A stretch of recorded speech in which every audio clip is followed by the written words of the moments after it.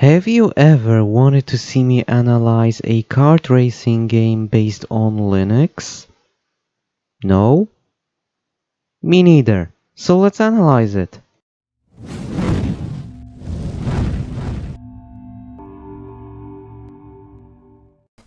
Hi everyone, as always Patrick here.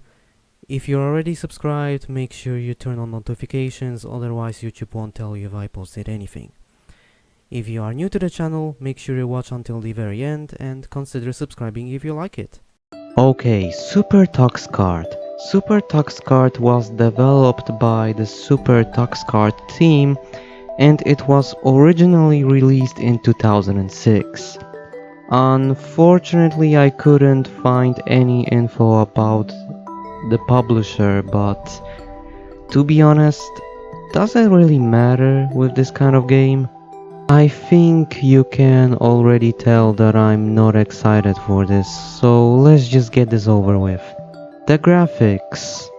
I should quickly mention that the game remains under active development, so some things might change in the future.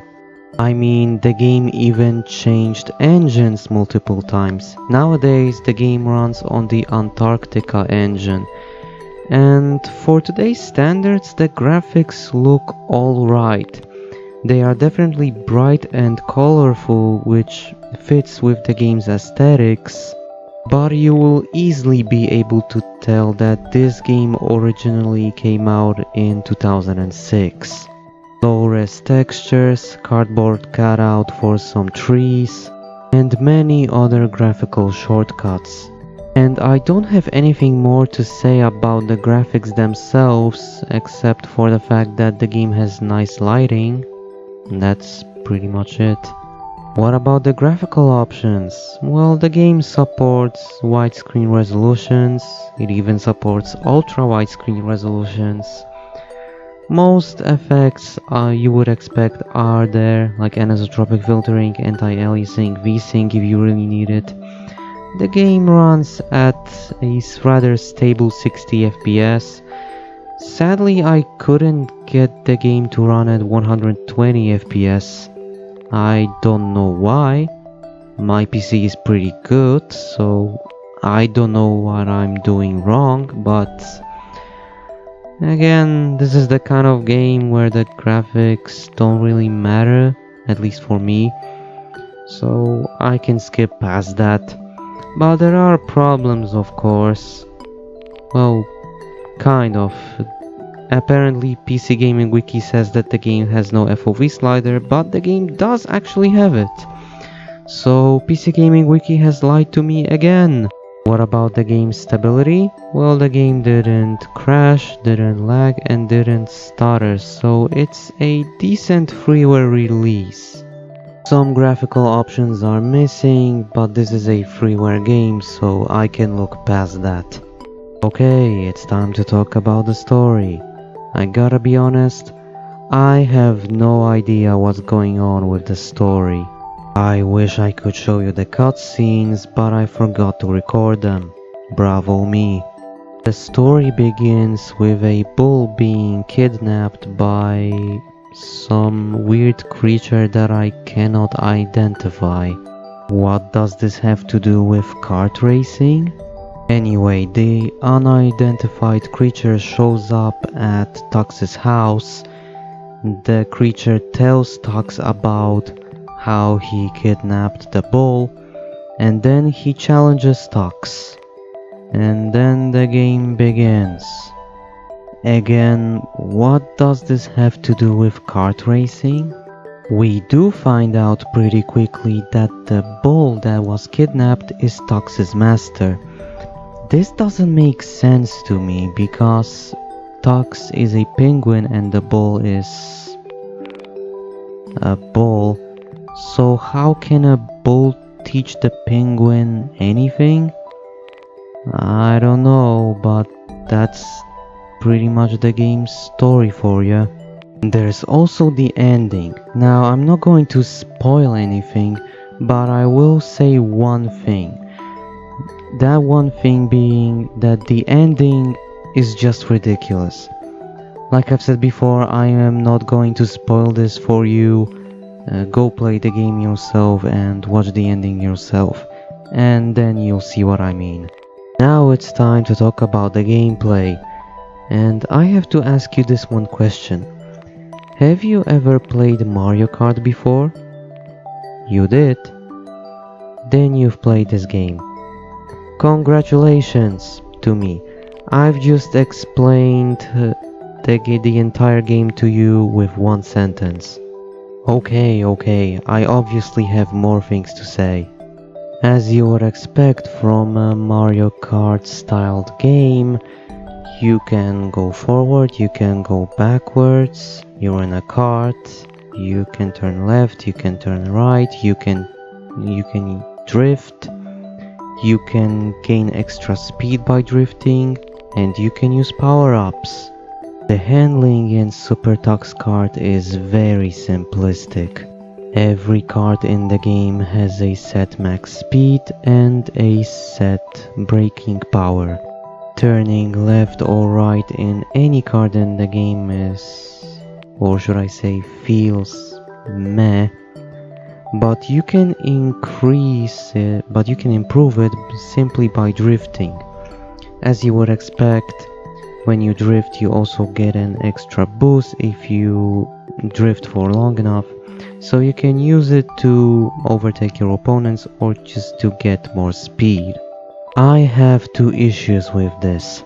One, this extra burst of speed after drifting is not useful when you're playing on the lowest difficulty, and two, the tracks in the game, which I'll get to later, are wide and don't have many sharp turns, so you can easily turn without using drift.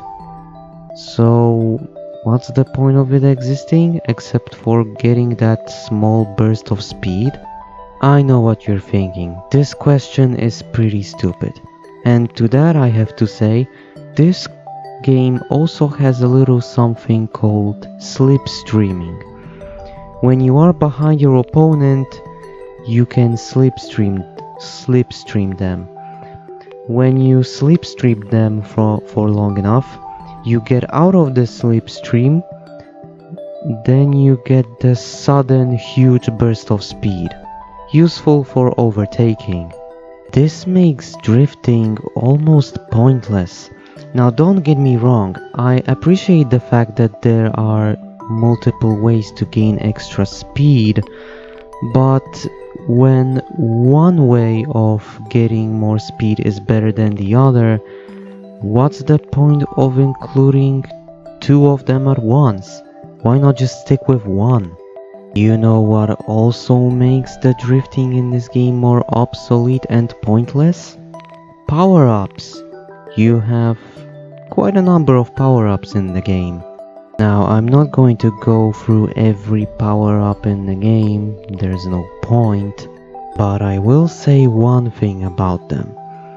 There are quite a number of power-ups in the game, and most of them are your basic power-ups, aka bowling balls and shields and whatnot. But the game also has cool power-ups like the cupcake, and there are also some power-ups that are simply not useful at all. Most of them are useful, but there are just some that aren't, like the one you're seeing right now. So you've probably noticed that this video is pretty negative up to this point. So let's talk about some positives. Well, I only have one positive to talk about, and that positive aspect of the game is the track design. The track design in this game is actually pretty good. The tracks are wide, they are rarely narrow, they don't have a lot of sharp turns, and they are fun to drive on. I wish I had more to say about the game itself, but honestly I don't have a lot to say about this game, so I'll just jump to the conclusions. So in conclusion, SuperTuxKart is a freeware kart racer that does everything that Mario Kart did, but it just does things worse. The game isn't bad, but I found it pretty bland and boring. Especially when you consider the fact that it doesn't try anything innovative, anything new. It all feels the same. And well, the same as Mario Kart anyways. I don't... this is the game that honestly... like... I know I'm stuttering a lot now, but honestly, this is one of those games that I'm just not going to touch ever again after I upload this video. Unless you find the video pretty bad and I'll have to redo it, but until that happens, I think... yeah, I don't know what to say about this.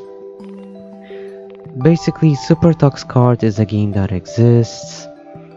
You can play it if you want to, but don't expect anything amazing.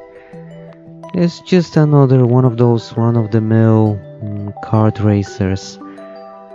And I guess if you like kart racers you can play it, but like I've said, don't expect anything special out of this game. But that pretty much sums up everything I wanted to say in this analysis video. Thank you for watching, and I'll see you next time.